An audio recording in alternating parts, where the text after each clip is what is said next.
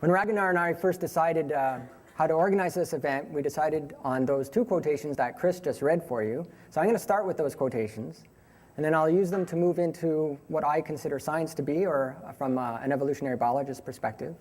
And then I will move into evolution itself. So to start with the quotations, the first one, which was just read, "Nothing in biology makes sense except in the light of evolution."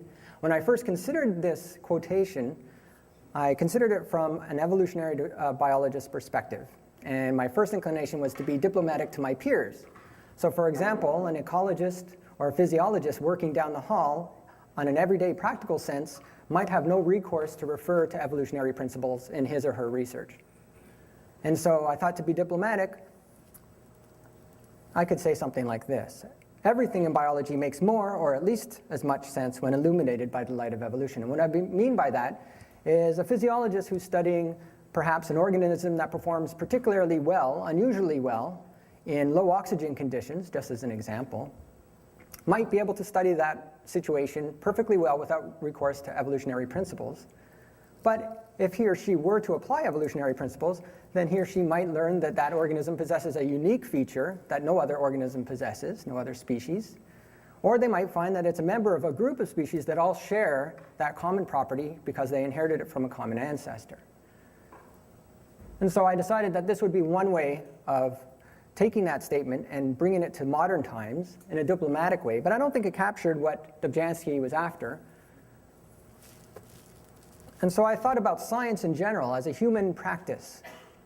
And science, in a way, is run by an evolutionary process. Scientists come up with hypotheses and ideas. If those ideas are advantageous, they allow us to understand the natural world better, then they will become much more prevalent, if you like, in the population of science within the scientific community. They will propagate, they will be inherited by the next generation of scientists, the graduate students and undergraduate students, and it will be inherited with change over time.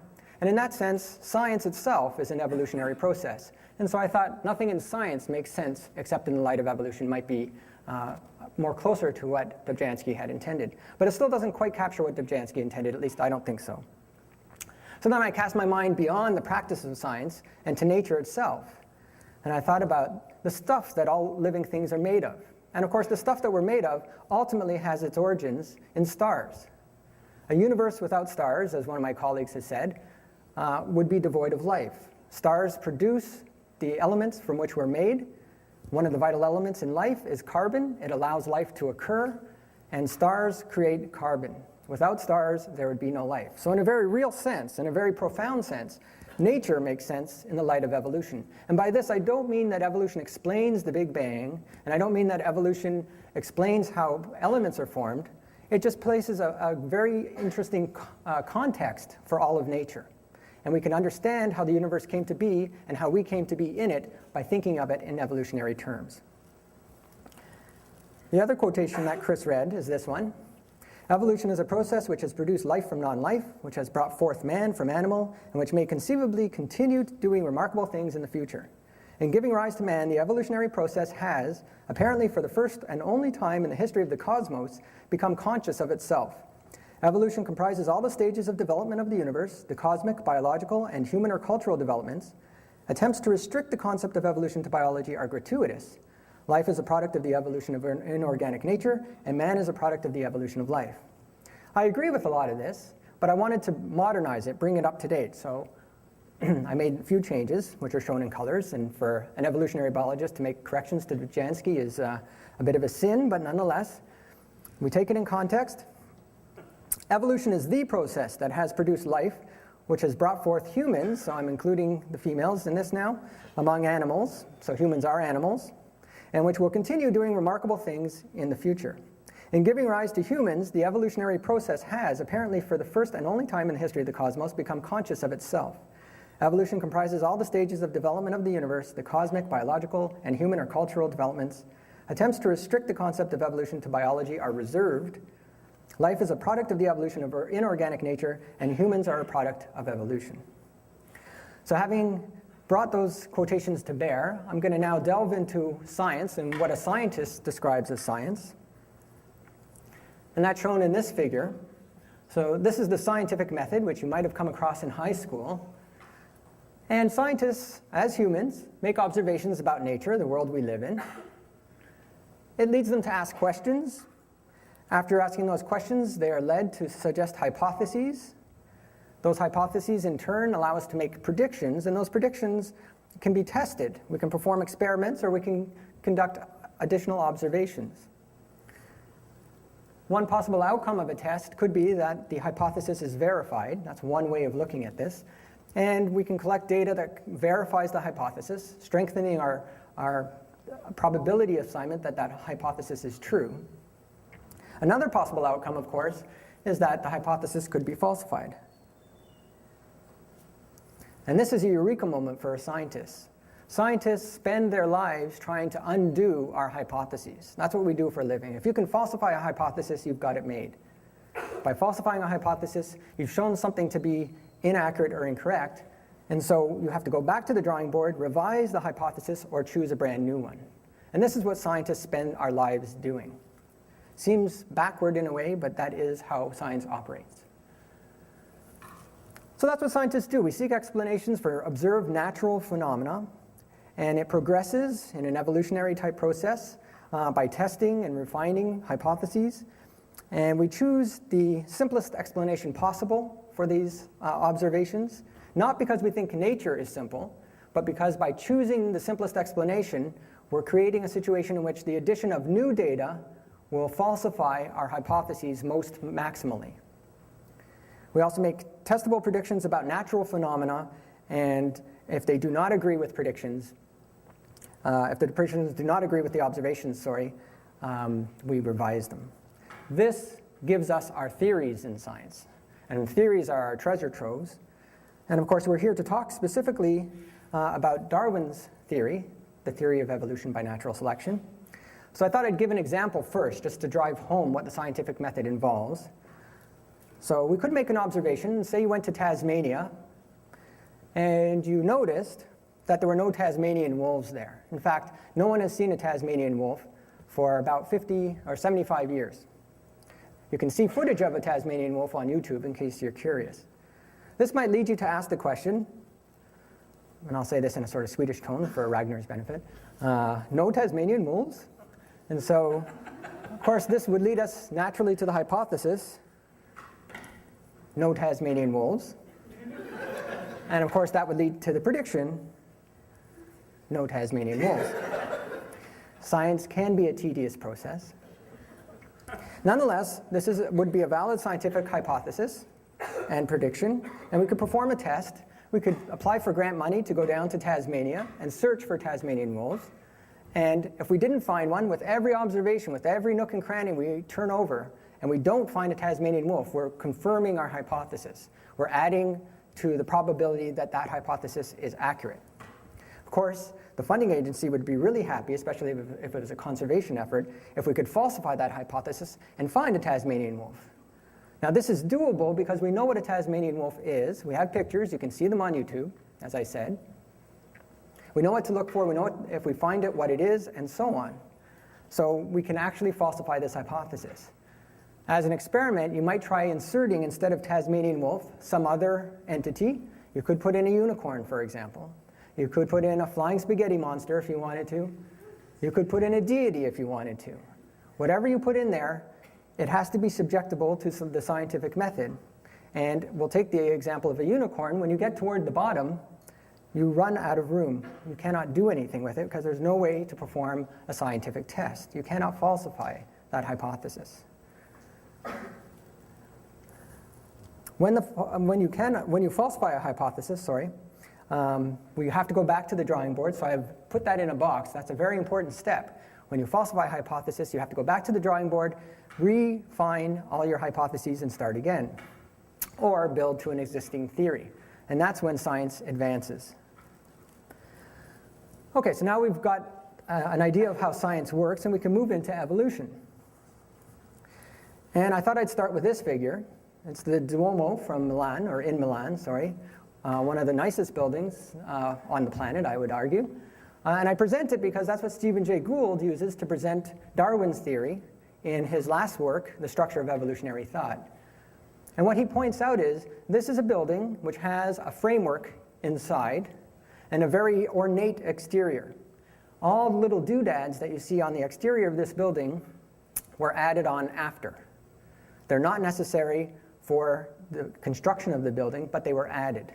And what Gould tries to use this as an analogy is that Darwin's theory, the theory of evolution by natural selection, is the framework upon which modern evolutionary theory is built. And over time, in the 150 years since the publication of The Origin of Species, we have added little bits and pieces to it, but essentially the edifice, the structure, the framework remains the same as it was when Darwin was around. A few changes here and there, little ornaments, but the edifice is still visible and the framework still stands. So what is that framework? Well, I've broken it down to 4 postulates. This is how it's often taught in classes. I think it's also a bit of a sin to present it this way. Darwin's book is accessible to everybody. You need no technical background. There are no equations. There's one figure. It's an enjoyable read, especially if you can't get away on holiday during the winter. So I highly recommend that anyone who has not read it before, pick it up and give it a try. The 4 postulates from which Darwin based his theory are shown here. The first one is that there's variation among individuals. So if we look among individuals in this classroom, we see that there's variation in any property you want to look at: height, eye color, hair color, and so on. We think that those traits are heritable. We inherit them from our parents. So tall parents tend to have tall offspring. Short parents tend to have short offspring. It's not universal, and it doesn't always happen. You can have the occasional instance where tall parents have short offspring and vice versa, but generally there's a strong correlation between the offspring and the parents in terms of their phenotypic properties, and we call that heritability. Individuals compete. This is the notion, and it's taken from Malthus and economic theory, that the rate of increase of resources is linear, arithmetic. The rate of increase of populations is geometric or exponential, if you like. And so there's a discrepancy with the rate at which a population would grow and the resources which are available to support the individuals in that population. Resources run out quickly. And so individuals are driven to compete with one another. Some individuals are better competitors than others. They survive with a better propensity, and they reproduce more efficiently or more effectively. And so survival and reproduction among the competing individuals is skewed. And the result of these 4 postulates in a population lead to descent with modification. There's a change in properties over time that, because of inheritance. Okay, that's Darwin's theory in 4 postulates. That's what it is. I want to discuss what evolution is not, because evolution is misconceived and misperceived in the public, in media, in TV, in commercials, and so I want to clarify some facts that might go a long way, because I don't think scientists get enough opportunities to correct these misperceptions, and they're as guilty as anybody about them because we often don't correct them. So I'm taking the time tonight hoping that this will clarify some facts for everyone in the audience, especially those who haven't come across them before. Natural selection operates at the individual level. Individuals are competing, individuals are selected for or selected against. But natural selection produces change at the population level. To give an example, here's a picture of 4 finches shown at the top. You can see that they have different sized beaks going from the left, your left, to the right. The beaks increase in size. It's not too easy to see, but you can tell that the first one on the left has a smaller beak than the last one on the right. And that the average beak size is somewhere in the middle. That's the situation before selection. If there were a drought or some condition that would favor larger, deeper beaks, then perhaps the 2 individuals at the far right would survive, and the 2 individuals at the left would die, which is represented in the figure at the bottom. And the average beak size would change. It would increase. The population would have changed in its composition as a result of selection operating on individuals. Natural selection has an object. It operates at the phenotypic level, but it affects change, that is, it brings about change at the genotypic level. So to go back to our birds again, if the property beak depth was heritable, then the 2 surviving birds will produce offspring that more or less faithfully reproduce that property. They have larger, deeper beaks. If beak depth were not heritable, shown at the bottom, then we might reconstitute the original population in terms of beak depth variation. And so the change is genetic even though it's occurring through individuals. The direction of natural selection. It operated in the past and it's operating now. But natural selection never looks forward to the future. It does not operate for the future. That's not to say that something that evolves now, in the here and now, can't be used in the future. It just doesn't look ahead. And to give it a good example of that, one of my favorite examples, is the soft skull that humans are born with. When we're born, as you probably know, the skull bones are unfused, and the skull is very soft. And it can be deformed when it's passing through during labor. Well, this could be seen as an advantage specifically evolved in humans to facilitate birth. Humans have ridiculously large heads in every sense of the word, but particularly in the phenotypic sense, for a mammal of our body size. We're born with huge heads, and giving birth is a difficult process. Because the skull is soft, the birth process is greatly facilitated. But even in Darwin's time, he noted that the sutures, and I'm going to quote, in the skulls of young mammals have been advanced as a beautiful adaptation for aiding parturition, and no doubt they facilitate or may be indispensable for this act. So we share this property with other mammals.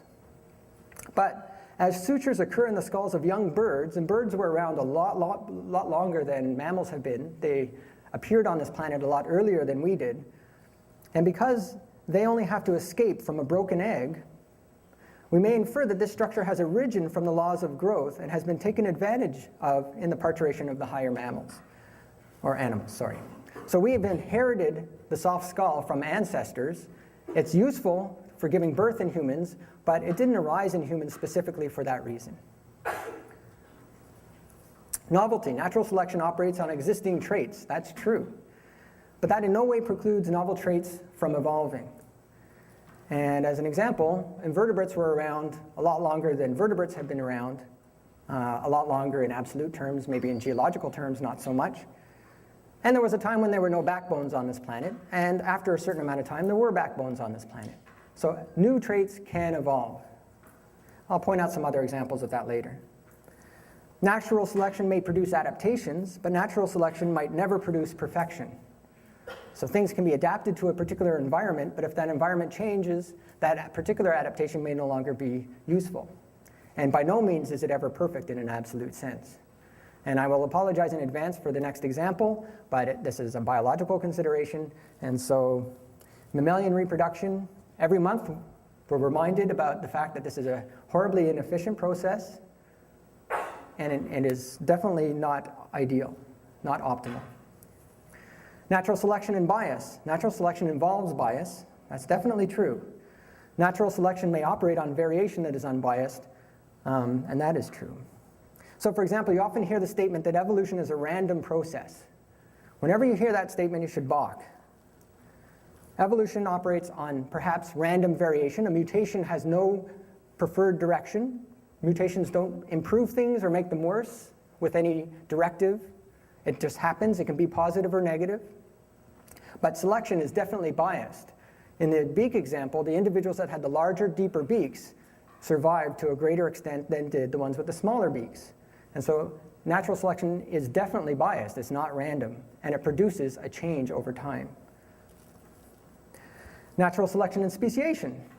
I like to live by the adage that extant species shall not beget extant species. In other words, living species don't arise from other living species. So whenever you hear the phrase humans evolved from monkeys, you also should balk.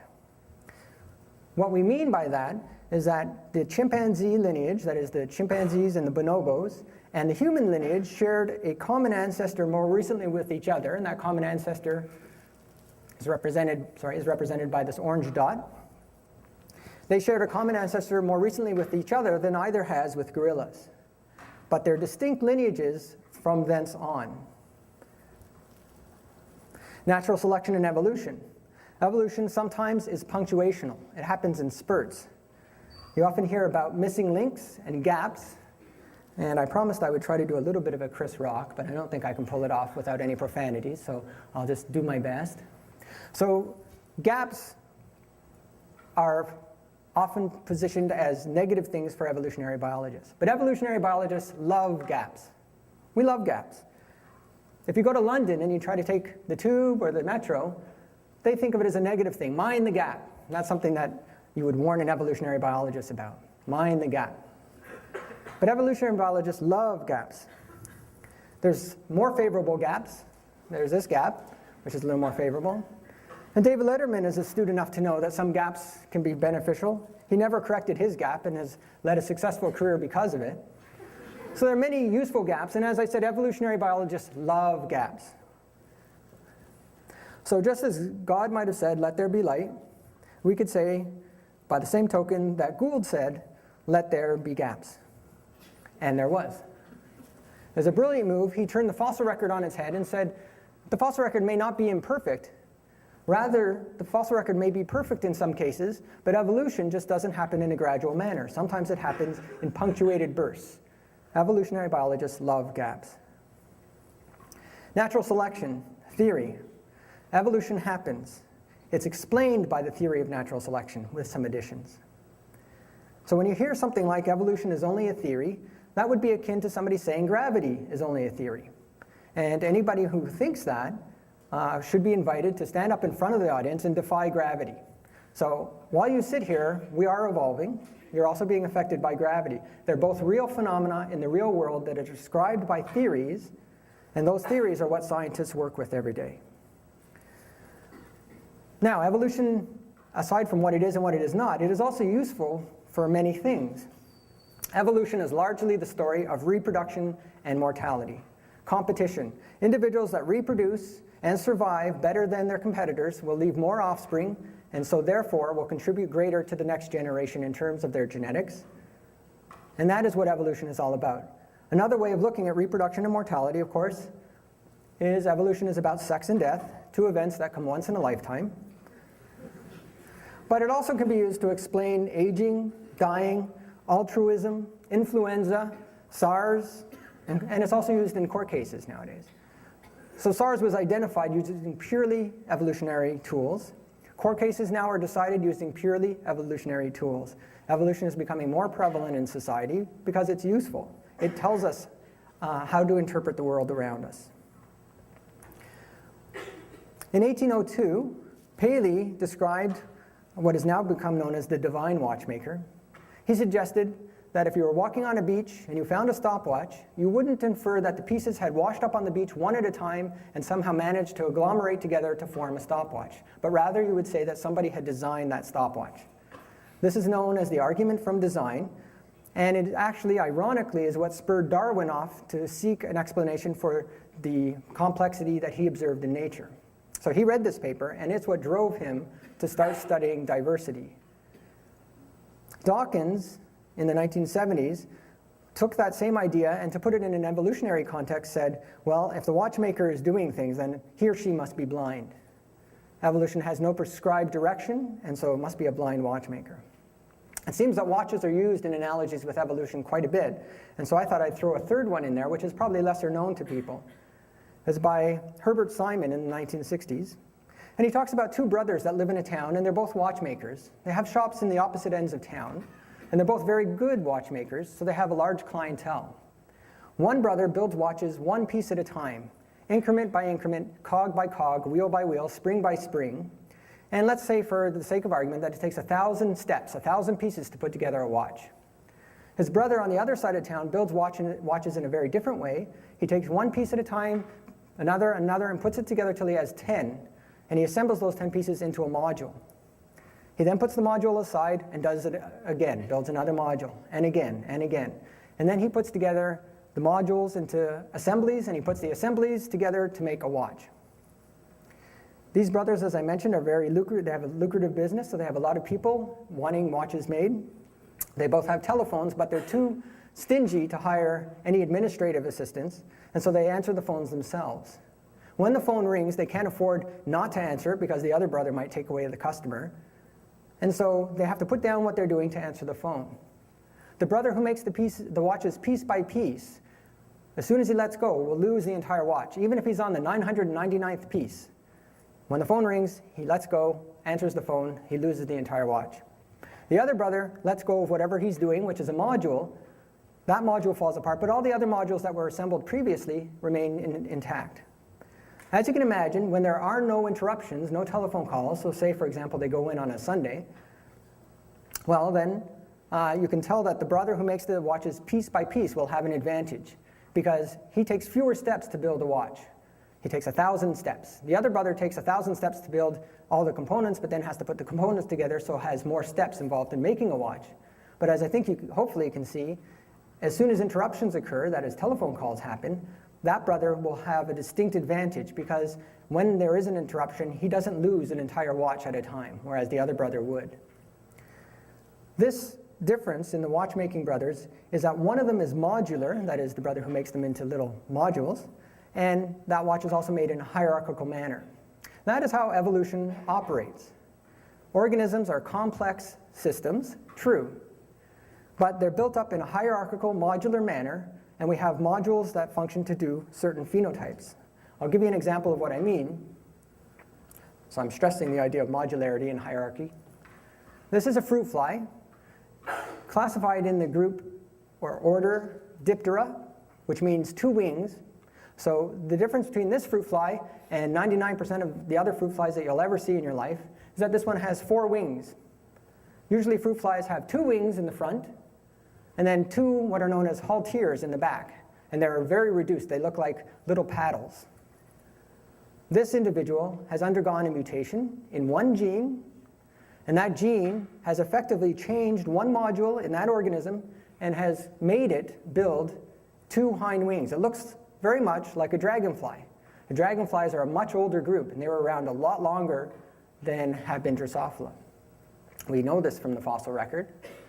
This is an example of a macroscopic phenotypic feature evolving as a consequence of one mutation. Now this one's from the laboratory, so this one has been genetically modified to do this, but it happens naturally in the lab. If you expose them to certain chemicals, it's a mutant gene. This is a mutant that has an allele that has been changed, and that allele has made the organism produce 2 hind wings, where normally it would have 2 tiny little paddles. Another example is shown here, a front-on view of a Drosophila, and we see that there are legs where antennae should be. So those 2 meandering appendages coming out of the head are legs. They should be short antennae. Again, this organism has had its module, the module in the head region close to the mouth, has been modified so that the cells in that region think that they're on the abdomen, on the thorax. If they're on the thorax, it will produce legs. Because the cells in the front of the organism think they're in the middle of the organism, they start to produce legs instead of antennae. This is a macroscopic morphological change that would produce a gap in the fossil record, and it's a consequence of a single mutation, and that happens because organisms are designed in a hierarchical, modular manner. They inherit these modules and the components thereof from ancestors, and if you would like to think of them as being designed in some way, then evolution designs them in a modular hierarchical manner, just as the brother who built the watches in a modular hierarchical manner built his watches.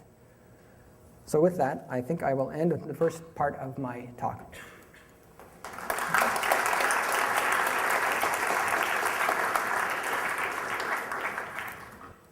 Well, good evening, everybody. It's a pleasure to be here.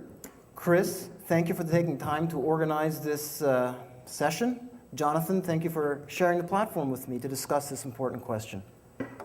I'm standing before you tonight as the skeptic, as the unbeliever in our statement. So what I thought I would do is just share with you the reasons why I have like a skeptical outlook, why I'm an unbeliever. And that's what I would do for my session tonight.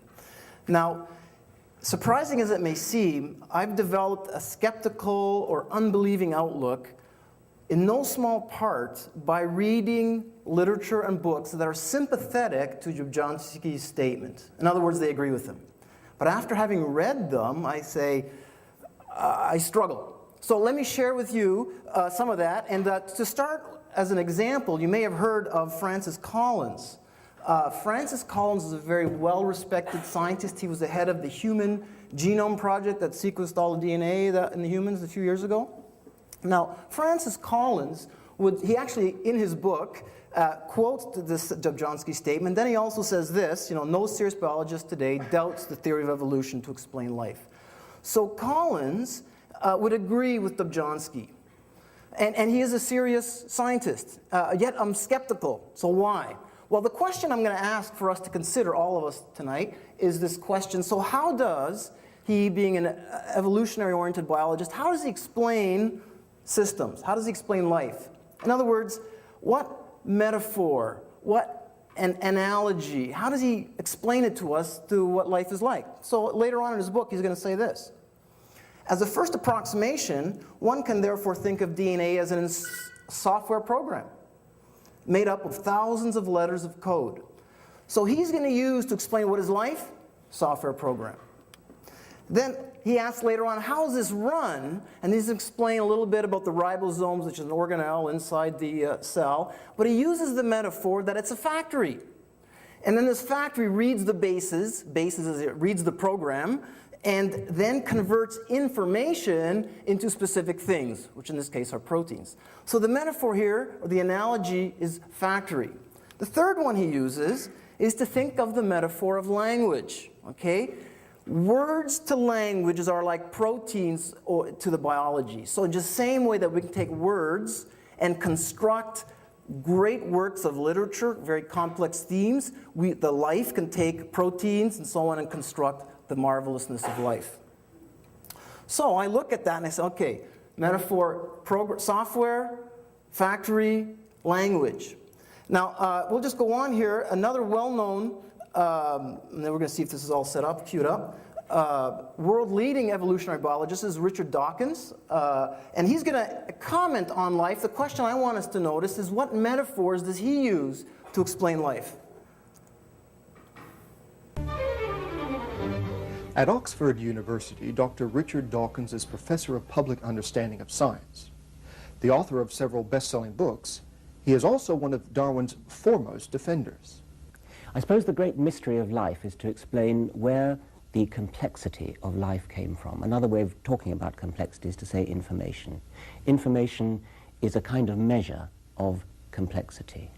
And the complexity of life is not just plain complexity, it's also adapted. Living things not only are complicated, but they do things, they survive. They do everything in their power to survive, and they look as though they are beautifully designed machines, machines designed to survive. Okay, so what do they look like?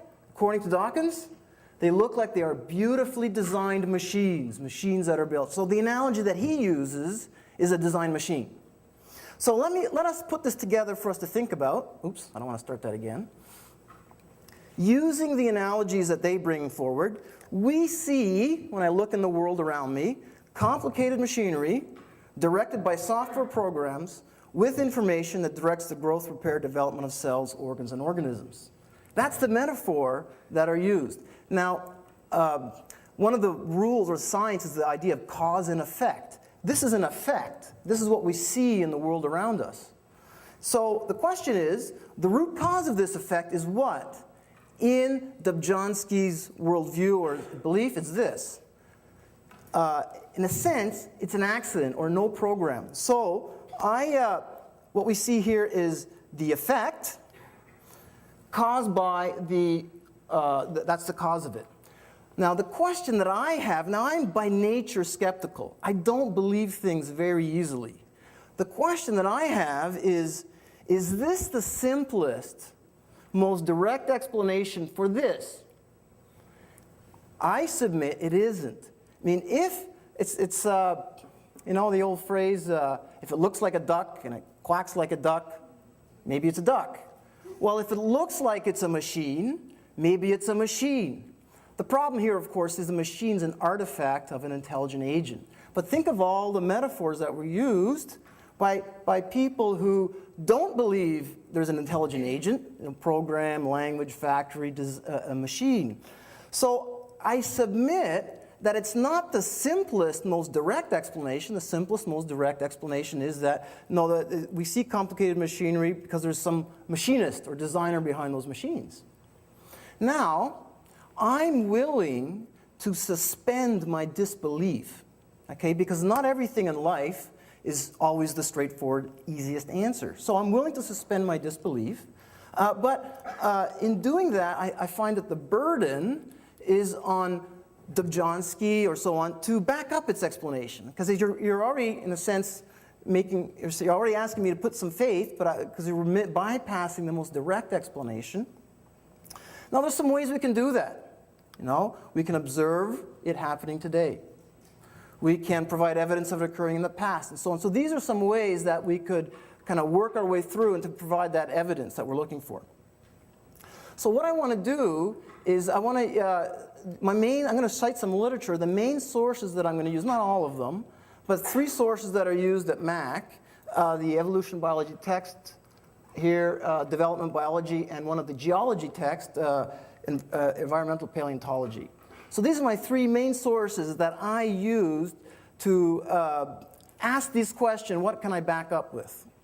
So when I asked the question, one of the questions I said was, well, I could back it up by observing it today. So I'm going in my textbook, and in my development biology textbook it says, yes, I can observe evolution happening today with the case of the stickleback fish.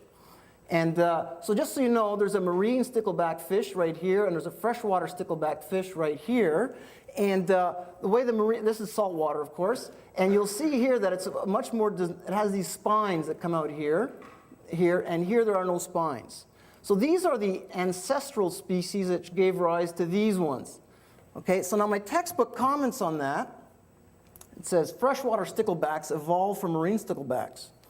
Marine sticklebacks have a pelvic spine, right here, okay? Freshwater sticklebacks do not have a pelvic spine. It's missing right here. Thus, a pelvis without lacerating spines evolved in the freshwater populations, okay? Then we'll go on in my text. And so the question here is, that's what we observe, but why do we observe it? Well, it's going to go now in my text back to the DNA, a certain part of the DNA. And it says, well, the reason we don't see it is because the enhancer region, which is part of my DNA, a part of the chromosome, no longer functions in the freshwater species. Thus, the enhancer has been lost, and with it the pelvic spine. It appears to have been the result of independent losses of this domain.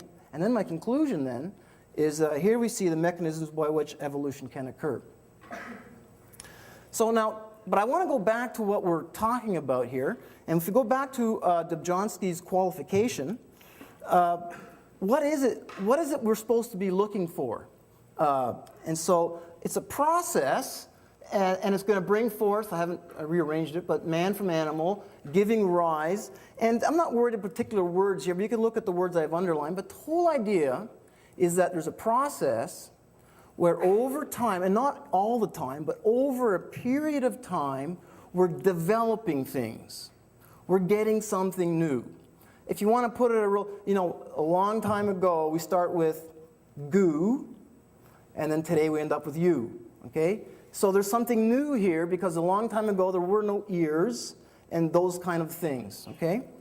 So what I'm looking for, okay, and this is where different points of view, but what I'm looking for anyways, is I want to see not just any kind of change, but I want to see a change where I see something new that wasn't existing before. That's the thing that I'm looking for. But I don't find that, right? The example that was given to me is I've lost something. I start with the pelvic spine, and I don't disagree with the observation. We haven't gotten anything new, is what I say to that example. So that's not the kind of example that I'm looking for. Now, the next example that's given to me is the evolution of the soapberry bug. And that's a kind of bug with a long beak. This is taken just from a picture of my text. And it lives on a certain kind of tree. Okay? And then what happened, this is a caption in my book, is that they lived on a specific tree and they had long beaks. Then in 1926, a new host tree was introduced. Okay? So they moved to a different habitat. And a change in the average beak length was observed. So here we have a long one, and there we have a shorter one. So the conclusion is, the soapberry bug population evolves. The characteristics of soapberry bugs have changed substantially. And then we're going to go in and look at a scatter plot diagram. So this is a diagram that's kind of supporting the data that's supporting this. And you'll see here there's a timeline over a long period of time where they've been collecting soapberry specimens. So what I've done is I've just superimposed on our text here 1926 when the new tree was introduced. So right about here, there's 1920. I superimpose. There's the new host tree's been introduced. Okay? And then I'm just going to ask this question. I see a certain range of beak length. And remember, the phenotype is just expressing what's in the genetic information in the population to begin with. It's expressed in different ways. So really, I have a broad range here of information from whatever, goes from 5.5 to 9. After the tree is introduced, there is a selective pressure and something happens. But what do I end up with? I guess the question I'm asking is, do I gain anything? And all I interpret this is that we've actually lost something. We actually now have less information because whereas before we had the information to give this kind of range, now we're about half the kind of range. So I would, as a skeptic, because I'm a skeptical kind of person, have we really seen an evolutionary change? Well, we've seen a change. But I'm looking, as a skeptic, for a certain kind of change, and the change that I'm looking for is a process that gives me something new over time. So I think that's not really what I'm looking for as the kind of observation that I want to see. Then I'm going to go, and now this is from my text. See, this again is what it's saying as a theory. It's tended toward increases in complexity, degree of organization, and specializations over time. And so now the example that can be used is flightless birds give evidence of both micromutation and microevolution and macroevolution. And so the idea here is that certain birds lose their ability to fly because the wings mutate. And so in certain environments, like where there's no predators and it's very windy, it's actually an advantage to lose your wings.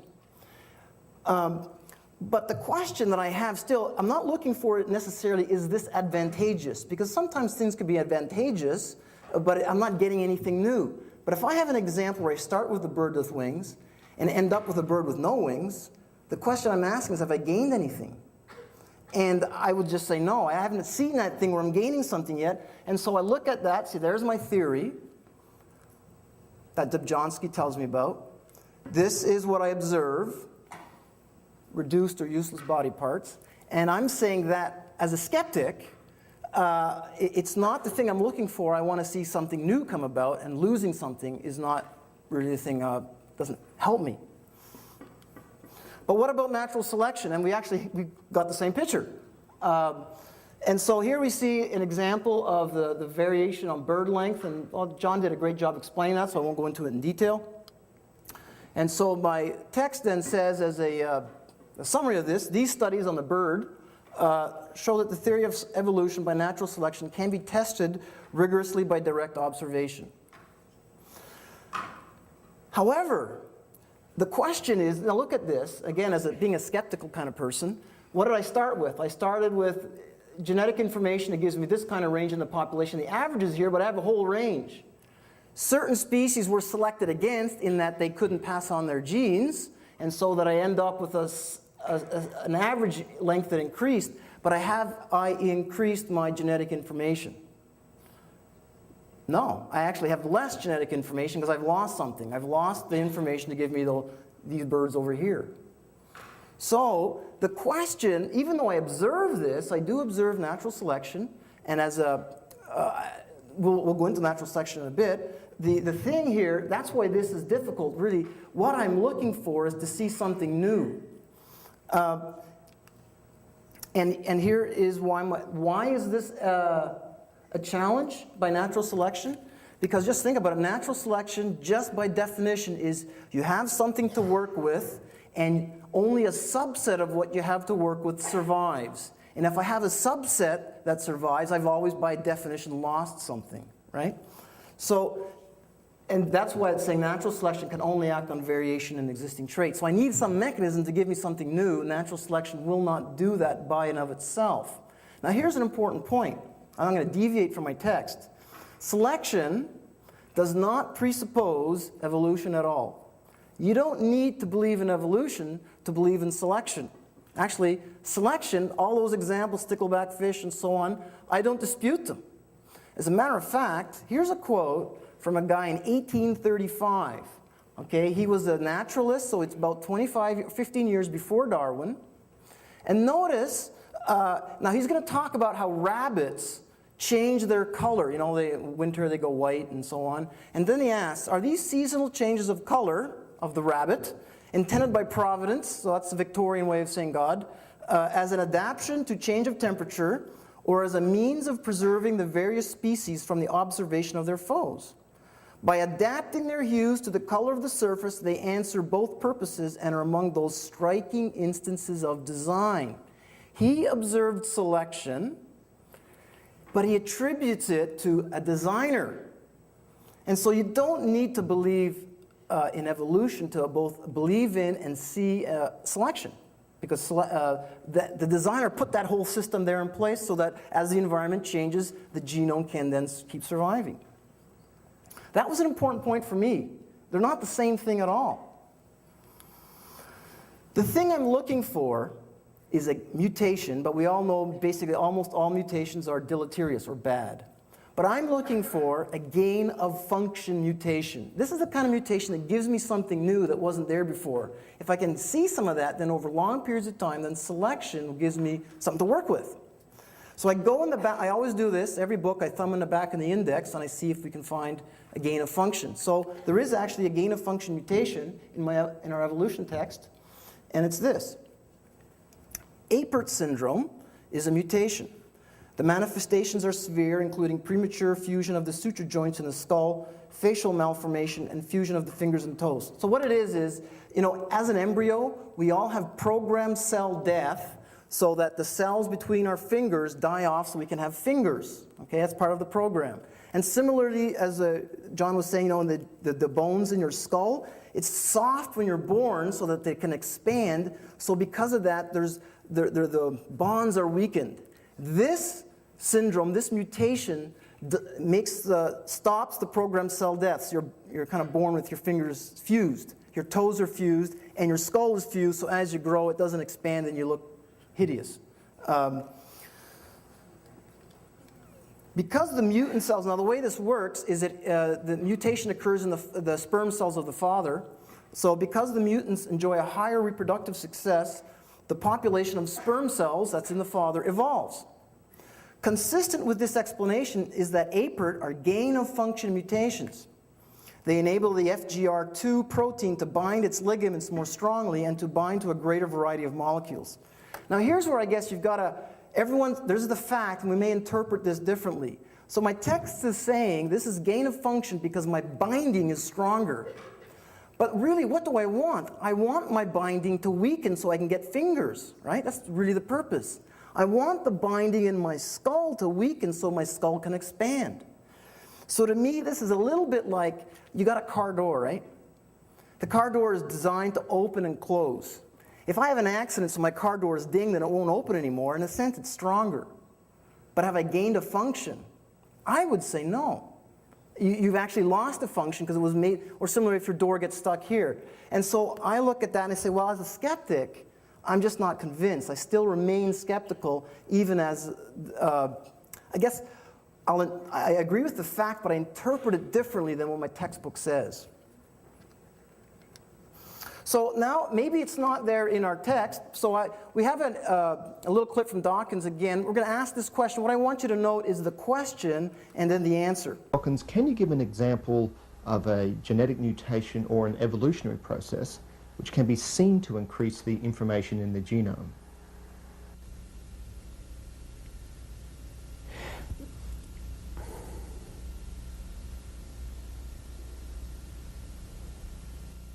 There's a popular misunderstanding of evolution which says that fish turned into reptiles and reptiles turned into mammals, and so somehow we ought to be able to look around the world today and look at our ancestors. We ought to be able to see the intermediates between fish and reptiles, and between reptiles and mammals. We ought to be able to see fish kind of on the way to becoming reptiles. But of course that's not the way it is at all. Fish are modern animals. They're just as modern as we are. They're descended from ancestors, which we're descended from. Way back 300 million years ago, there would have been an ancestor, which was the ancestor of modern fish and the ancestor of modern humans. And that ancestor, if you could have been there then, you could have seen the first steps towards a fish, say, coming out onto the land and becoming something like an amphibian. But that was a long time ago. You wouldn't expect to see that today. So, just in summary, the question that was asked was, have you observed a mutation or some evolutionary process where you can see something new come about? Now, the answer was, I'm summarizing, you heard it, but if you could have been there 300 million years ago, you may have seen it. So as I survey, as I said, this reading of very many books sympathetic to the viewpoint of Jablonski has made me skeptical. It is extremely difficult to find. I actually have never found any yet. It doesn't mean you couldn't find one, but if you think about the immense complexity in the world, and we started really with nothing, the amount of information, there's got to be some process out there that's generating this new information, if this is the case, and it's really hard to find. So I just think I'll remain skeptical. But his answer was, if you could have go back there 300 million years ago, you could have seen it. Now we can't do that, but we can do the next best thing.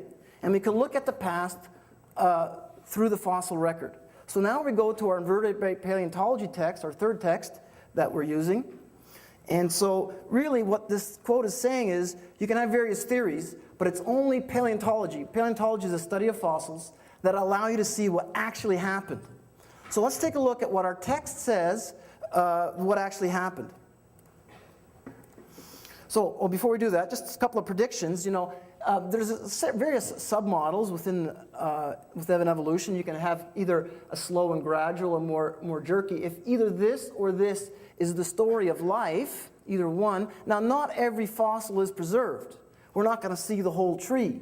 But maybe we expect to see some sort of outline so we can kind of see, not every organism is preserved, and we won't see everything, but maybe we can see a rough outline of the tree so we could determine whether it's this, or if this more punctuated equilibrium was what had happened, we'd see something like this.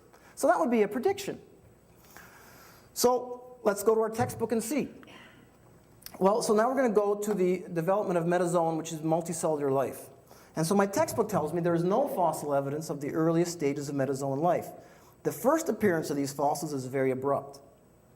They are already differentiated into various phyla, and those are one of the broadest groupings of organizing, classifying the animals. It's not easy to understand the evolutionary relationships of the various kinds on fossil evidence alone. So we don't see those lineages that we were hoping to see, but then we go on to the invertebrates. So now he's going to talk about a certain period in our history, and he says the early Cambrian fauna are trilobites, mollusks, brachiopods, and echinoderms, various invertebrates, starfish, think of lobsters, those kind of things. All of these appear very abruptly and are fully organized and differentiated on their very first appearance. Now, why does it say it may be difficult to understand? Because it doesn't really fit my original prediction that I had. Because my prediction was I would see some sort of lineage where I could kind of connect the dots in some way. I'm not going to connect the whole thing, but I should at least expect to see some. But he's saying that really none of them. So we'll look at the case of the trilobites. It's going to say, well, trilobites have a very complex compound eye. Okay? And so we have literally found billions of trilobite fossils. Now, the question is, so this is about something with information, the complex compound eye. Do we have evidence of a process where in partial ways this eye has developed? Well, they haven't found, just put it this way, they have never found a trilobite with a partially formed eye, whether it's a quarter or half or something, okay? Now, notice the interpretation here. This is from another, Raup and Stanley. They're well-known geologists. Now, here's where I say, is this a question of belief or fact? This is Raup and Stanley, 1978, Principles of Paleontology. To summarize, it appears through natural selection operating on chance variation, trilobites evolved a remarkably sophisticated optical system. Now, in reading that directly, I would think, oh, that means they must have found, because it appears this way, lots of these kind of partially formed trilobite eyes. But the fact of the matter is they haven't found any. And so as I look at that, knowing that now, I stand back and say, well, that's really a statement of belief on his part. He has a certain belief system, a certain worldview, and he's basically stating that rather than stating what the evidence says. And then he'll go on and say this. If we were going to do it, we'd need to know a whole lot about physics.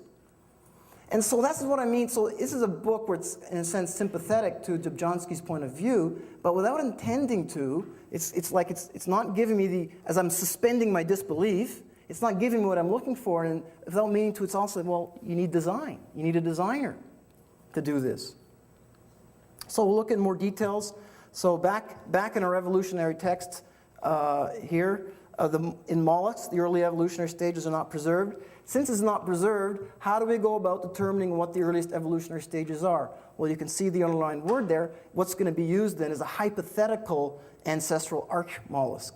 So in other words, they haven't found the root mollusks from which, in the fossils, they've kind of got one on paper. But the one I'm looking for is the one on the ground, because I'm a skeptical kind of person. So what are the patterns in the fossil record? Well, there's two kinds of patterns in my text. One is called adaptive radiation. So what's an adaptive radiation?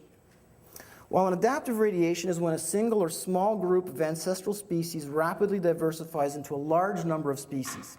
Now, notice here, an adaptive radiation is a prominent pattern of the fossil record. It's as if the tree of life sprouts a number of highly diverse branches. Well, let's look at a few examples. So we've already looked at the trilobites and the echinoderms and mollusks. We found that there are no transitions. Now my text is going to go on and explain where these other adaptive radiations are. Adaptive radiations have occurred during the evolution of land plants, similar to the Cambrian explosion. We already looked at the Cambrian explosion. That was the trilobites and so on. The radiation of terrestrial plants are associated with the transition of terrestrial life and the adaptive radiation of land plants. In other words, in the evolution from plants from water to land, they haven't found any transitions. So now I understand, okay, so this is actually a UNB's biology evolution text that I was reading 10 years ago, okay? And so in the same subject, see, we don't find any. And so in here, what's used in this text is it's lost. So you go to the amphibian to the reptile. Well, we start out with amphibians, and then in an adaptive radiation, 2 waves, we see some reptiles. But we're looking for those links that will allow a skeptic like myself to see, oh yeah, because this really happened. And similarly with my UNB biology text. Insect radiation. So again, there's millions of insects, and they have hundreds of thousands of specimens, but they don't have any idea really. There's nothing connecting us from the beginning through the different trees, branches of the tree. Adaptive radiation are fish. So those are the patterns. It's called adaptive radiation. Okay? Now there's another pattern in the fossil record. That's called stasis. Okay, what does that mean? Fossil record contains many cases of new species appear and then persist for millions of years without apparent change. So that's what stasis means. Basically, stay the same. Okay? So that's adaptive radiation and stasis. Put those two together, that's what it's saying. And notice what it says here. It's speciation events that appear instantaneously in time. So that's what it looks like to a geologist. It happened like that. So now how does my text kind of synthesize all this? So, there's some examples of living fossils. So here we have shoehorse crab. Here's a fossilized shoehorse crab. Here's a living shoehorse crab. This is, from way back to the beginning of time, it looks exactly the same. Similarly, you won't be able to tell which one's fossil and which one's living unless there's a caption on that. They haven't changed a bit. Similarly here with some some up here. You'll see a fossil shrimp and a living shrimp. They all look the same. Ginkgo leaves fossilized right here, and then a living ginkgo tree. And then finally, this one here from my text, this is 1.8 billion years old here up in Canada, and it looks exactly the same as a stromatolite. This is basically bacteria, green algae bacteria that form on the seacoast, and it looks exactly the same. So we have a whole lot of time, but the thing hasn't changed at all, really.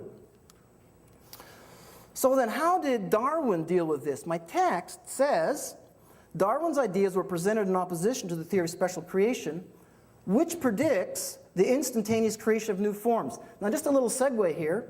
Oftentimes creation is presented as not scientific. And one of the reasons why it's presented as not scientific is because it doesn't make predictions. Predictions are scientific. But here we're actually making a prediction of the real world, right? We're predicting that if the creator created something, we would see it instantaneously. And notice back to our previous quote, it appears, adaptive radiation, they appear instantaneously. That's what the quote had said. So actually, at a very high level, high altitude level, we do see some sort of overall match there from prediction to what's actually observed. But then it goes on and says, well, the reason what Darwin did to explain that was that he said, well, we haven't started collecting many specimens, and we just started in this new discipline of paleontology. Give us some time, we'll find the specimens, and we'll fill in the gaps. So that was then. And what is it now? Well, this is from Dave Raup. He's the curator of the American Museum of History, Natural History. He's kind of got the fossils.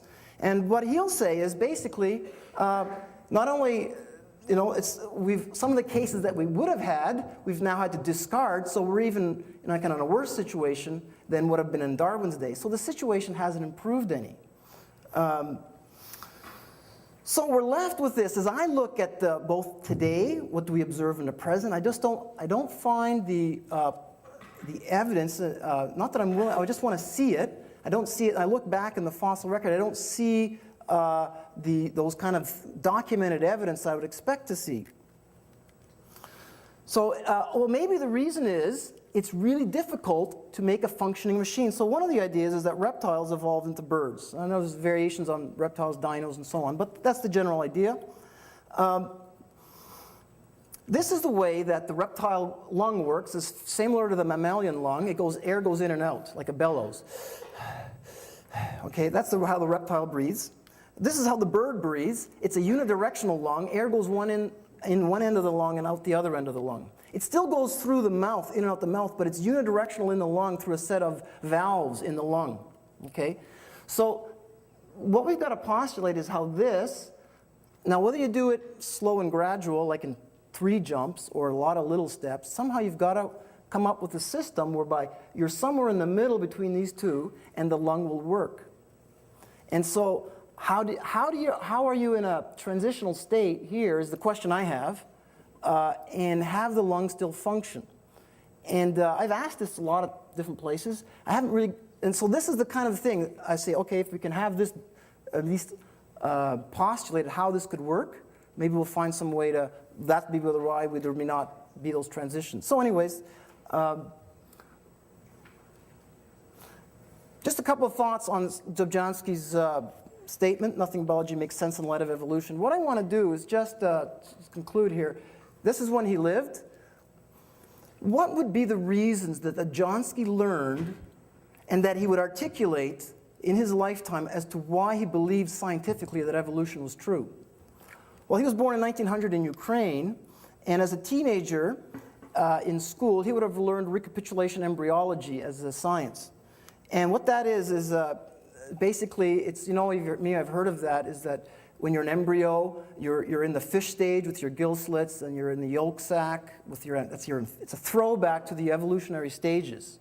And so he would have learned that, and he would have seen, these are pictures taken by Haeckel about at the turn of the century. There's fish, salamander, turtle, and you see how, in a sense, that the embryological stage were also similar.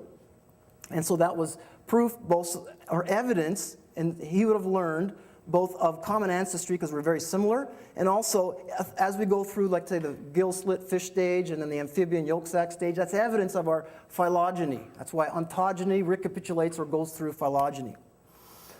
Unfortunately, what he would have learned would have been wrong. As actually, as is well known today, Haeckel, he purposely drew those pictures wrong, and it was basically, this is what it really is inside the embryo for these organisms. You see how quite different they are? There is no fish stage or amphibian stage as we recapitulate, in the embryological development. So Dobzhansky would have been one of those people who would have read that as a high school student and said, oh, this must be the evidence. Interestingly enough, this is taken from my UNB text, 3 years old, and we know for 50 years this has not been true, but you'll see this picture that's used here is still very similar to this, and that's probably why oftentimes today I meet people, there's still some confusion as to whether this is true or not. So, and I know John would agree with me, this is not an evidence that anyone today who knows would use, but that would have been something that he would have learned. He would have learned that homology, the similar design in the vertebrae limb, would be evidence of common ancestry as a teenager. The problem is back then they didn't know the genetics, and one of the problems is that if we presume that the phenotype, the structure, comes from common ancestry, our structure comes from A, genes, that's the information, and B, embryological development pathways, they are different. Same structures come from different genes and different development pathways, and therefore, how do we know then that they're really homologous, or common ancestry? Maybe they're more examples of convergent evolution. He would have learned the horse series of evolution, popularized by Thomas Huxley, and now that's the one that Dave Raup said we've had to discard because it's not a line anymore, it's actually a bush. He would have learned about Archaeopteryx as a transition between reptiles and birds, but we've learned now that really Archaeopteryx was a bird, so there was no transition as Archaeopteryx was.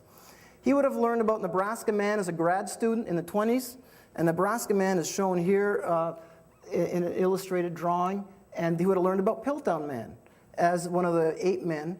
Nebraska Man was found from one tooth, and what they found out was totally wrong. But the thing about this was popularized, this was the case, the classic case for evidence used in the Scopes trials. And in the Scopes trials, this went nationwide, and so he would have learned that. But we now know that it was wrong.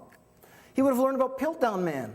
Problem was, Piltdown Man was discovered in 1912, but 40 years later, it was learned to be actually, it was not only a mistake, it was a fraud because someone had filed it down and put salt on it and made it look older. As a skeptic, what makes me scratch my head is 500 PhD dissertations were written on Piltdown Man from 1912 to 1950s, and no one caught it. So that would have been something that he would have learned. He would have learned about the peppered moths, and that Kettlewell had done in the 50s, but now we've learned in the last 10 years they were actually glued to a tree and it was kind of like set up.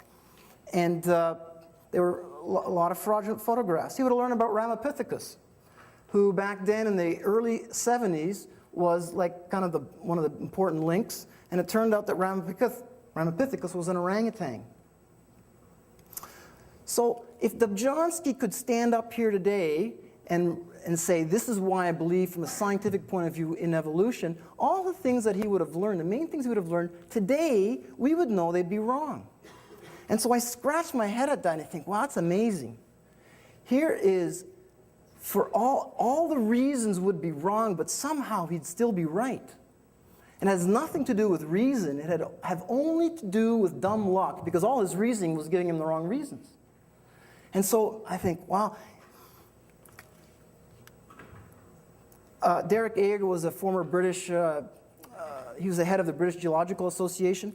He's basically saying the same thing. All the stories that I learned as a student, I've not learned that really weren't true. It still kind of happens. Sometimes we may have heard of Archaeopter. So that's, we found out that it becomes a very cultural thing. And so this was about 10 years ago. And this was a big splash with the National Geographic. And they really found that it was 2 fossils stuck together. So in conclusion, I guess what I've come to, I just think, you know, we believe, all of us have belief systems. Then we find reasons to support our belief system.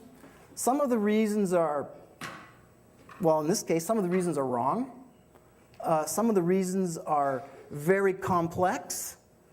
But in the end, I don't find any of the reasons very compelling. So for that reason, I remain a skeptic. And so thanks.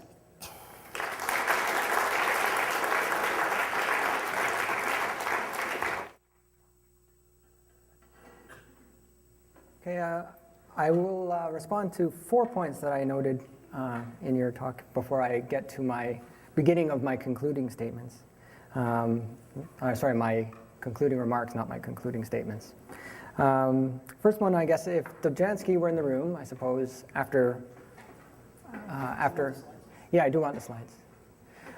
If Dobzhansky were to walk in the room, I guess, after first asking him what he's doing here, because he's been dead for 33 years, I suppose he would probably say that he'd be happy to see what you described as natural selection. You accept it. That's exactly what Darwin would say is evolution. Recall that he said natural selection is the process by which evolution occurs. The second point about Darwin, I think I would suggest that you were looking for something to be given. You see a lot of losses, but you don't see a lot of gains. Darwin had a problem with eyes, and the argument from design often takes the eye as its prime example. In an analogy with the example that I showed earlier with the wings and the Drosophila, there's another gene, so-called master gene, called PAX6, which is involved in the production of eyes. If that gene is mutated, an organism will develop without eyes. So it's easy to imagine, just as with the wing, having no wings. If we look at species of Drosophila, we don't see any half wings. We see halt ears and front wings. But from a genetic standpoint, we can understand how we could have gone from a situation with 4 wings, that is 2 front and 2 rear, to a situation with 2 front and 2 halt ears, 2 reduced wings. By the same token, we can see from a genetic standpoint how we can move from no eyes to eyes or from eyes to no eyes. In fact, we have so much control over that gene that we can cause that gene to be expressed in a leg in a Drosophila and have an eye produced on that leg.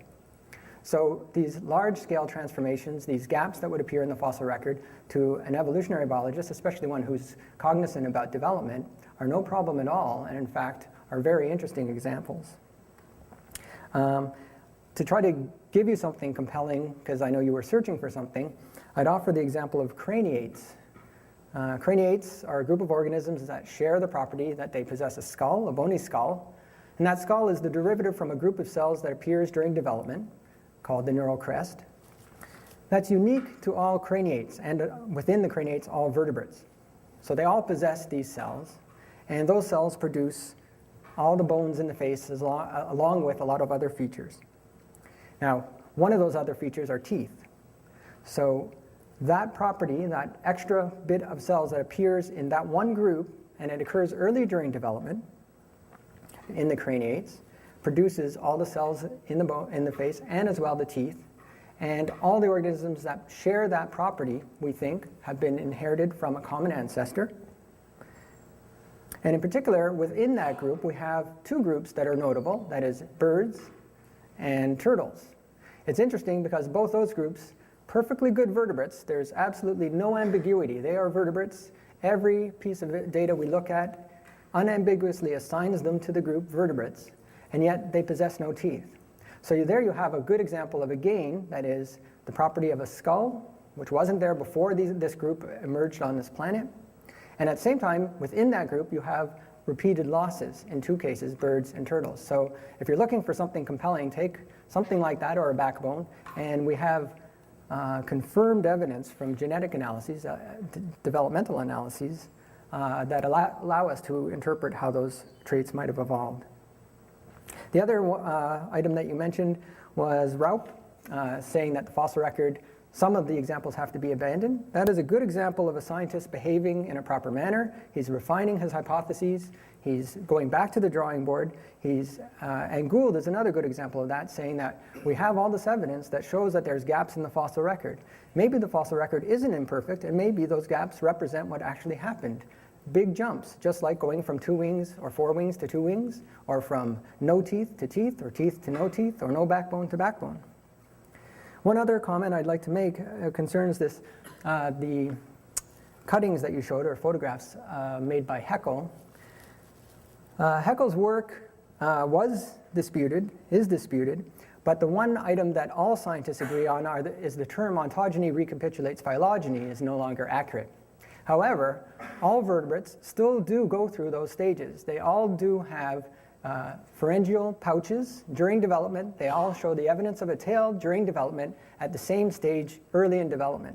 So although his cuttings have been disputed, the data are undisputed and unambiguously undeniable.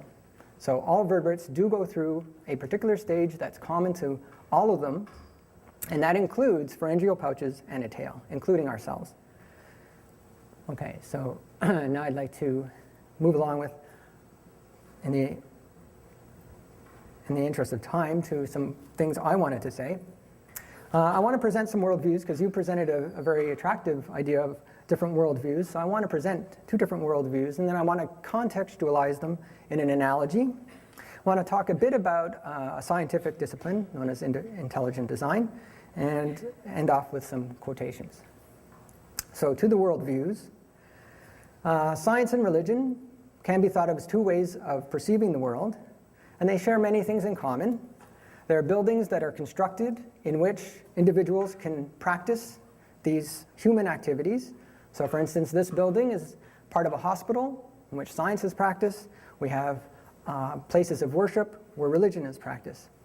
There's books written for practitioners of both activities. The many scientific books are very dynamic. They change over time as scientists change their hypotheses to better describe the natural world around them. Religious texts tend to be less dynamic, and they're handed down generation to generation. People think differently in these two worldviews. Again, in science, radicalism is often rewarded if it's conducted properly. In religious circles, it's less radical generally. Because these are human endeavors, there's good and bad that occurs with both of them. Science has been abused in warfare. Religion has been abused in warfare. Good things come of both as well. Science has produced many great works, many great theories, and some wonderful prose. And religion has produced many interesting aspects to culture, traditions, and ways of living. So I want to build on that and describe a very simple analogy, but one that I haven't seen, and it makes use of eyes and vision, and that is glasses. We can wear one pair of glasses at any given moment. And I want you to think of a situation where you might have a choice between two glasses. One could be something relatively fancy, like these shades, or something a little less provocative, maybe some spectacles. And these are used for different purposes, of course. And you wouldn't want to use these for the purposes for which they weren't intended in the first place. So for instance, if you were driving home at night, tonight for example, you probably wouldn't be well advised to wear the shades. Driving at night with dark glasses could lead to some disastrous results. And similarly, if you're driving to Toronto from Hamilton early in the morning toward the east, and the sun was rising, you'd probably want to wear the shades rather than wear the spectacles. So we can wear one pair of glasses at any given time, and I put it to you to think of the analogy in which science and religion are glasses through which we see the world. And you can choose which ones you want to wear, and you can put them on, but things get a little bit messy when you try to use the wrong pair to look at the wrong things. And I'm going to choose as an example a friendly chemist. For some reason, everybody loves chemists. I know a few chemists, and they're very nice people, so I don't see why people shouldn't love them. But at the same time, they don't seem to evoke the same response from certain groups. Biologists have evolution. Physicists seem to have the Big Bang. Chemists, maybe because it's a young science, I'm not sure, or maybe just because they're very polite people. Whatever the reason, they don't bring unto themselves the same treatment. So I'm going to use a chemist as an example. And a chemist can go into his or her lab during the day and put on his or her science glasses and conduct perfectly valid scientific research, perhaps even Nobel Prize-winning research, and then go home, and on the way home might walk through a park. And if he or she decides to keep wearing the scientific glasses, then he or she might marvel the same way Darwin did at the diversity that he or she sees around them. Or he might choose to change and use the other glasses and seek some other explanation for the diversity that he sees around him. Now, some of you are probably already thinking, well, there's other fancier types of glasses. You can have things like photogray lenses, which grow dark in the sunlight. But there's problems with those, as anyone who's worn them knows. I have. And when I enter the life sciences building and get to my office, by the time I get there, the lenses are still dark, and I try to write some computer programs, and out comes a lot of gibberish because I can't really see. That would be mixing things, and I'm not saying that that's a bad thing to do. You might want to try to see the other side of the worldview, see the other side of the world through different glasses, and that's up to the individual. And when we do, sometimes great things emerge, and sometimes not so great things emerge. And it's up to the individual to defend those things, and scientists do this for a living. So here I give one example. It's a gray zone example. This is an example of a scientist talking about religion, and Albert Einstein is often quoted by religious people as well as scientists because he's his opinions and writings change over time. It's very hard to pin down whether Albert Einstein was a religious person or non-religious. Here he's explicitly stating that I am not an atheist. I don't think I can call myself a pantheist. The problem involved is too vast for our limited minds. We are in the position of a little child entering a huge library filled with books in many languages. The child knows someone must have written those books. It does not know how. It does not understand the languages in which they are written. the child dimly suspects a mysterious order in the arrangement of the books, but doesn't know what it is. That, it seems to me, is the attitude of even the most intelligent human being toward God. We see the universe marvelously arranged and obeying certain laws, but only dimly understand these laws. That's beautiful prose. But I also said that it doesn't always produce good things. And intelligent design is an example of individuals wearing scientific glasses with a different perspective in mind. To give an example, this is one of the prime examples that's often offered from intelligent design, the notion of irreducible complexity. Shown on the left is an electron micrograph of the cross-section of a flagellum from an algae. And when you cut it across like that, you get what's known as a 9+2 pattern. We have 2 items in the middle surrounded by 9 items, all grouped in pairs. These are made of proteins, and they function very much like a spoke of a wheel. These are flagella that act, you've probably seen them under a microscope. If you haven't, they're like tiny rotary engines. These are really rotary engines built biologically. If you look at the construction of them, they seem very intricate. And the intelligent design proponents suggest that they're so intricate that one cannot imagine that these came about as a process of natural selection. They must have been designed by an intelligent being. The rationale is that they're so complicated that if you remove one component, that is, if you try to imagine the step before it completed its evolution, the one step before its final state, it would fall apart and wouldn't work. This was a classic argument brought about. Again, it's back to Paley's argument from design. Intelligent design always falls back on that as its main argument. In part C, we have an actual electron micrograph now taken from the sperm, the flagellum on a sperm from an eel. So it's an interesting choice. I don't know why this was lying around, but it was. And we can see that, in fact, we're missing the main components in the center. There are no spokes. So this example, which is one of the purported prime examples of intelligent design, falls flat. It falls to the ground like the leaves that we see now.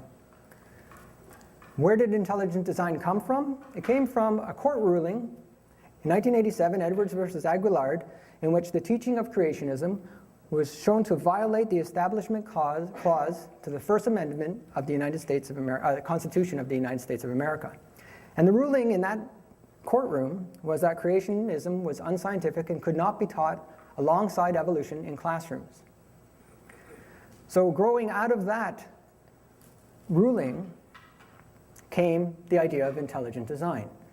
Since creationism cannot be taught in a classroom, perhaps we could find some more scientific way of looking at things, some non-religious way of looking at things. In other words, putting on scientific glasses in order to forward a religious idea. Well, in 2005, this came to a head when parents, Tamara Kitzmiller, sued the Dover Area School Court District because her child was being taught intelligent design, which she claimed bordered on religious education because it was it was creationism couched as science. This went to court, and the documents are online for everyone to read. There's a 137-page ruling by the judge, so you can all access that, and I invite you all to read it. There's a lot of interesting information contained therein. To me, one of the most incredible pieces of information was this word shown here, C-design propenticists. A textbook was given to the school board free of charge through clandestine means and was sent or used in the classroom. This textbook was an intelligent design textbook. And in it, there was a lot of text. And in the court case, there was a lot of testimony given that this text was creationist text that had been modified to be intelligent design. And the way it was modified is certain words were searched and replaced, that's just as you would do with a Word document. And yet, interestingly, this word popped up, and it's exactly the word you would expect if you were replacing the word creationists with design proponents, but you made a little error. So you can imagine if you did a search and replaced, but accidentally made a little error, you would end up with this word. This word appears multiple times in the text. Now, in evolutionary biology, one of the prime examples we use for inferring relationships are signature sequences, mutations that are shared by different organism groups. So if we see multiple mutations in two organisms, the simplest explanation to explain those similar mutations in two organisms is that they inherited those mutations from a common ancestor. This is a wonderful example of a mutation, a mistake, showing the evolutionary history of this textbook, showing that it was creationist literature that had been doctored to become intelligent design literature. Now, intelligent design is a scientific theory, but according to the courts, it's not. The court ruled that intelligent design borders on religious theory, and so it cannot be taught in the classroom. So at best, intelligent design should be considered as contested science. Most scientists do not look upon intelligent design as a valid theory. I personally find it useful because it always keeps us honest to have alternative theories around, but if any of you have ever encountered evolutionary biologists, you know that they're a cantankerous bunch, and so we don't need alternative theories to keep ourselves honest.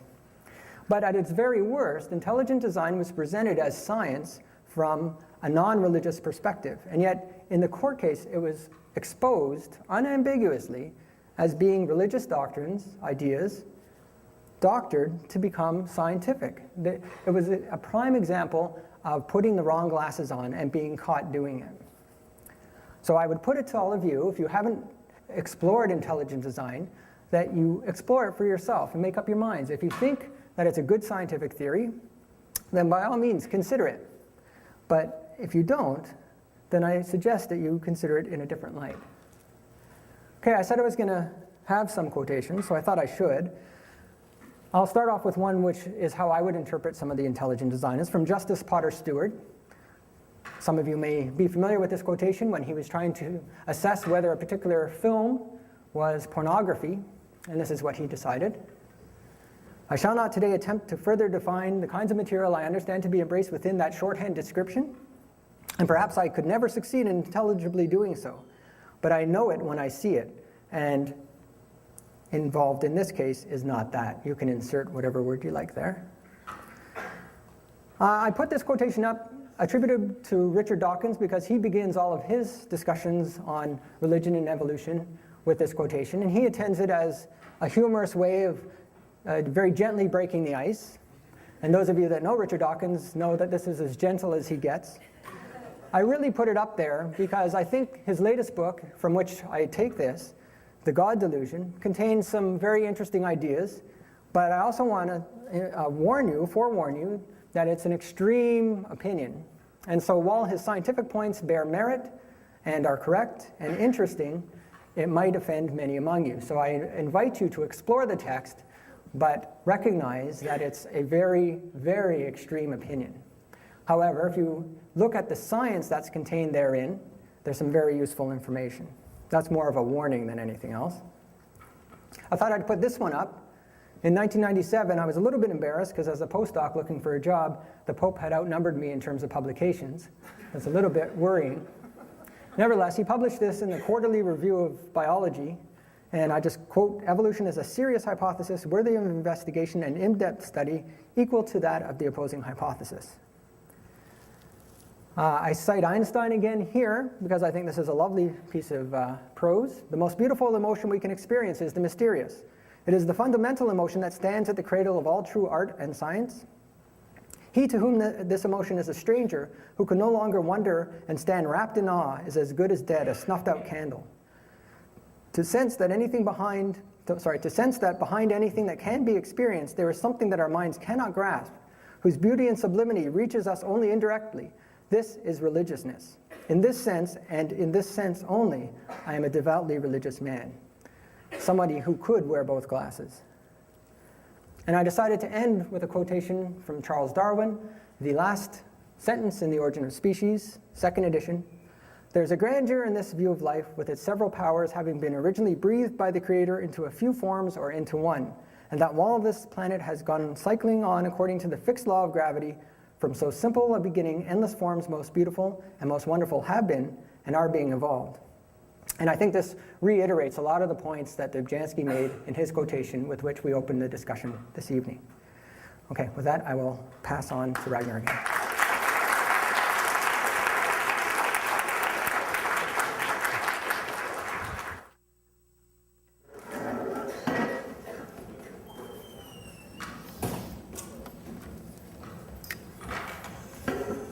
Hello. Thanks, John. Thanks so much. Okay, I'm going to conclude here with a few comments, and let's see here now. I appreciate what John was saying about the wings, you know, that 2 wings becoming 4 and legs on an antenna. And I guess all of us are going to have to interpret the significance of that. I interpret it this way. Suppose you take a book, okay? It's got chapters. Chapter 1, and there's a lot of words. Chapter 2, a lot of words. Chapter 3, a lot of words. Now, the thing I'm looking for in go back to my first point, is a process whereby which new chapters are being written in this book, right? Because before there was no wing, now there's some process where later on there's a wing. So that's like in the metaphor, new wings. So to see 2 wings become 4, in my mind, is like chapter 3 doubling up, so you have 2 chapters of 3. And the question that I ask is, have we really gained anything new? And so we may have different answers on that. So if we've copied something and just copied and pasted it again in a book, I would say we really haven't gotten anything new. And in the same way, since we already got the wings, and instead of just, all it is a switch, right? There's a Hawk's gene switch. We have all the information to make a wing, and then we've rearranged the Hawk's gene switch so it says make it again over here. So now instead of making it here and here, it's also going here and here. So though we see a big change, the question is, and from my point of view, I still say I don't see anything new there, because we just doubled up on what was already existing. In the same way, if you see now antenna where the legs should be, and legs coming out your head, and those kind of things, to me that's like taking the book and scrambling your chapters. Okay? And really, the question then is, if you scramble your chapters, instead of going 1, 2, 3, 4, 5, if you go 10, 8, and 3, and then 1, again, the question is, have you gained any information? And I would just say no. You just, instead of rearranging the words, which is a microevolution, now you've rearranged chapters, and you're in a sense, better off. But that's the value of doing this kind of exercise, I think, because there you can kind of see, and facts never, ever speak for themselves. Facts are always interpreted. And so, but we don't realize, as John was talking about, we have glasses, and we also have mental glasses. That's the way we view the world. And so it's those glasses, those worldviews that we have that shape how we make that interpretation. And it's good for us to be aware that a lot of the time it's our glasses, our mental worldview, rather than the fact. John and I disagreed very little about the facts. Okay, some, but largely it's an interpretation on those facts. And so similarly, in this exercise that we do here, it's good for all of us to say, this is the fact, but here's how I'm looking at the fact. So these are the facts, and I'd agree with John, yeah, you do see 2 wings become 4 and so on. I would just say, I don't see that information again that I'm looking for. Now, if you go to embryology, if you're going to build a house, and then you're going to build a skyscraper, when you start out, you have a hole in the ground. And it looks very similar. You can say, there's a hole in the ground here, and there's a hole in the ground here. One may be a little bit bigger. But the difference between the house and the building was there from the beginning. It was there in the blueprints. And so they're only similar in a superficial level, the hole in the ground for the house and the hole in the ground, because you're starting from a common base and you're working your way up. So in the same way, life starts out like a circle. Like it's, right here. And so it's similar at a superficial level, but the information to make the salamander and then the chicken's all different in the DNA. It's not similar like they're going back to something, but they're similar because all life starts out like this, and then the unfolding of the development is just unfolding what's already written in the story. So it was already there to begin with. And then when you go back to our not gill slits, but the pharyngeal pouches and the yolk sac, see, they all have a function. And yes, they are not gill slits, they're pouches, but they become our glands in our body, right? The thymus glands and so on. The yolk sac is actually, in my mind, an ingenious design, because as an adult, we make our blood inside our bones, right? Our marrow. But he doesn't have any bones yet.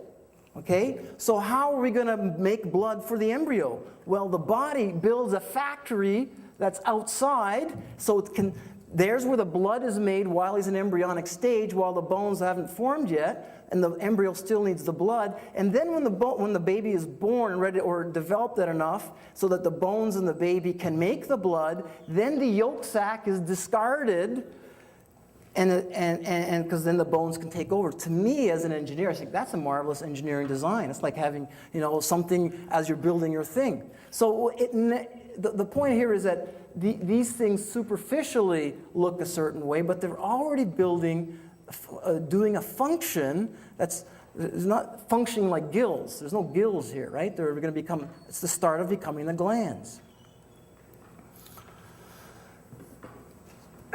So we think about the bacteria flagellum.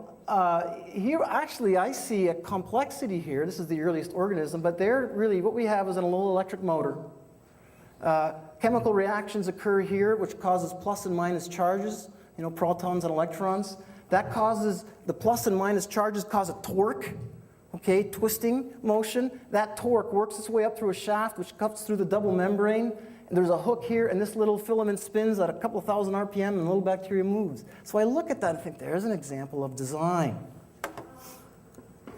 And we all have different viewpoints.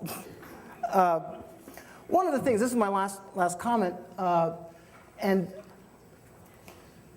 I think this exercise is a really good exercise, and I'm glad that John and I did it, because really what we want to do here is we don't want to just have one viewpoint. We want, as people, to learn the different viewpoints, okay? And so we want to be able to think, what are the alternatives? And so in a sense, we don't want to be like this, okay? We want to be able to express, learn different ways of looking at the data, see the different points of view, whatever the conclusions are. And maybe sometimes it's the implications of our conclusions that hold us back. So those are my closing remarks. And thank you, guys. Thank you, John. And I'm going to hand it over to Chris or John. Okay.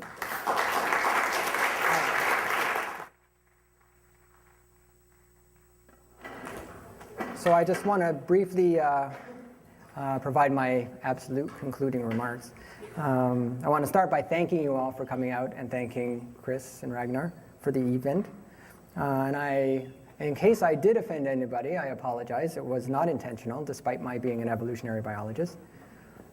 I do want to respond to 3 points, I guess. First one is that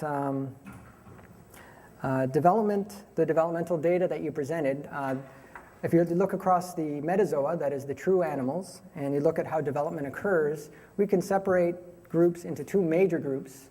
The ones that you showed all being vertebrates all are deuterostomes, and so it's true that they all start off as a single egg and then they start to cleave, but the cleavage is very different from what you might see in a Drosophila or any other of the invertebrates, or most of the invertebrates. I should include one of my favorite groups, the echinoderms. But protostomes differ in their planes of cleavage, and the initial development differs from that point onward, so very, very early in development. So there are reasons to suspect that the information, if you like to call it that, that's encoded in the genomes do provide evidence of ancestry. The other point I neglected to mention, and maybe this is vital to part of the argument, that the transition that I showed, for instance, from the antenna to the legs, has real implications. If we look at crustaceans, arthropods, closely related to insects, but outside of the insects, we see that they have mouth parts known as maxillipids. These are feeding structures, but they resemble legs. And for a long time, they kind of puzzled evolutionary biologists because you had these sort of legs near the mouth. Well, that kind of transformation or transition, it's a little less than a wholesale change, now can be explained by these switches that you referred to. Thank you for using that term too. So these genetic switches that can change things macroscopically in the course of, say, even a generation. And so now those mysterious feeding appendages can be explained as a result of a single mutation. The other point I want to raise again is that intelligent design was purported as science. That's how it was introduced into the human culture, if you like. And so my warnings to everyone in this room were genuine in the sense that I think you all should explore. If you're a scientist and you've never explored it before, it's worth reading about at least once to make up your mind. And if you find something in there inside yourself, then you can keep reading about it. But if you don't, then you can put it down forever. And similarly, for the people that are proponents of intelligent design, I suggest that you pick up The Origin of Species and give it a good read, and I'm sure many of you have, and weigh the evidence for yourselves. Ultimately, that's the only choice you have to make. And you have to decide which glasses you want to wear when, and how you want to interpret your worldview. So with that, I'll pass back to Ragnar, and thank you all for a pleasant evening.